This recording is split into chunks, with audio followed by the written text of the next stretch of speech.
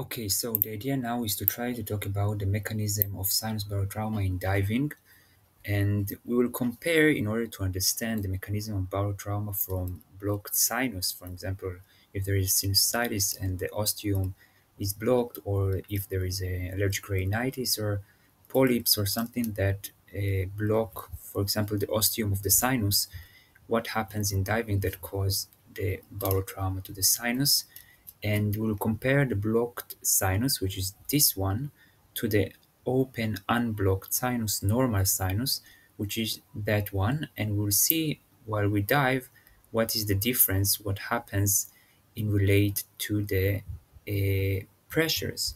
Remember that there is a Boyle's law that says that a P times V is constant, namely the pressure times the volume should be constant. Now, in normal sinus, in this situation, when we dive, you see that the ambient pressure increases as we dive more and more and more. What should happen is that the ambient pressure equalize with the pressure inside the sinus throughout the nasal cavity. There is an opening to the sinus, which is called the ostium, which brings more molecules to the sinus to increase the pressure as the pressure in the ambient pressure. So there is no difference in pressure between the ambient, namely external pressure, and the pressure inside the sinus. So they are quite the same, so there is no too much of a difference and everything is okay. As I continue dives, increasing the external pressure, also the pressure inside the normal sinus, the open sinus, increases consistently.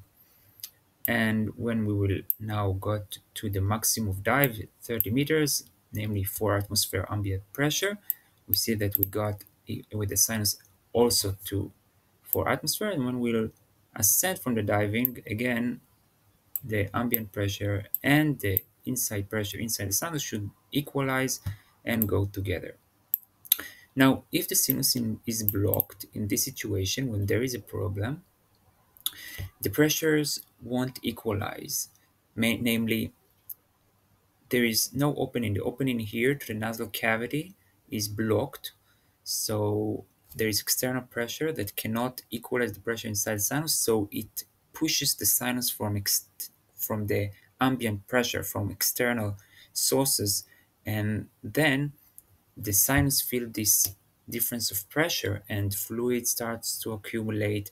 The walls of the mucosa of the sinus start a little bit to bend in order to try to equalize the pressure such that there will not be a difference in pressure between the ambient pressure, the external pressure, and the pressure inside the sinus. So the sinus starts to feel the pressure from outside, it starts to bend, it starts to bleed, it starts to release some fluids in order to accumulate inside the sinus some fluids, so it will rise the pressure in order to try to equalize the pressure between the outside and inside. It won't work very good.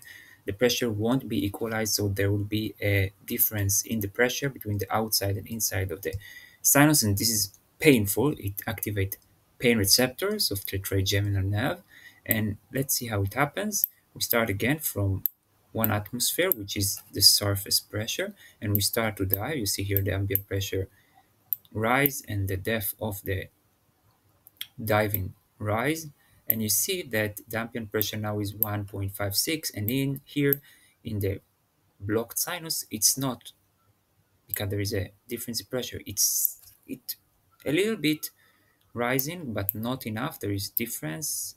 You see that it's rising but again not enough. 1.80 while the external pressure is 2.95. There is a difference. This is painful.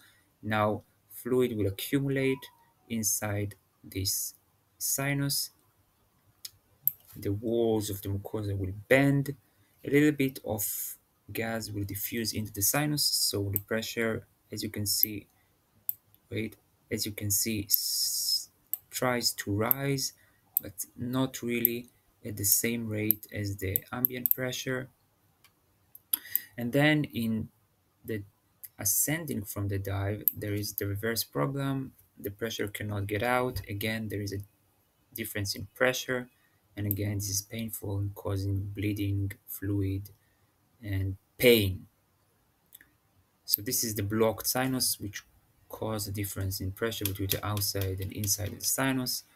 And this is the mechanism and the phenomena of barotrauma of the sinuses, or barotrauma of, this is the mechanism, the stem of mechanism, and just use the sinuses in order to show that. But this is the mechanism also in the middle ear when the Eustachian tube is blocked from allergic rhinitis, or anything else that block the ability of the middle ear to uh, pressurize, equalize pressure.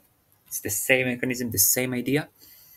Difference in pressure causing all those complications in the middle ear, even rupturing of the tympanic membrane. But this is the core mechanism of barotrauma in diving, when there is a hole with air that should equalize the pressure throughout ventilation but is blocked, and the walls are not totally elastic, so they cannot compromise from difference in pressure between the outside and inside, and therefore we have this closed air cavity that has different pressure between the inside and outside, and this causes the barotrauma, and all its complications depends where it is. But this is the mechanism, the core idea of the mechanism, this difference in pressure not equalizing the pressure. This is the difference between the open normal one and the blocked sinus, middle ear, and everything else.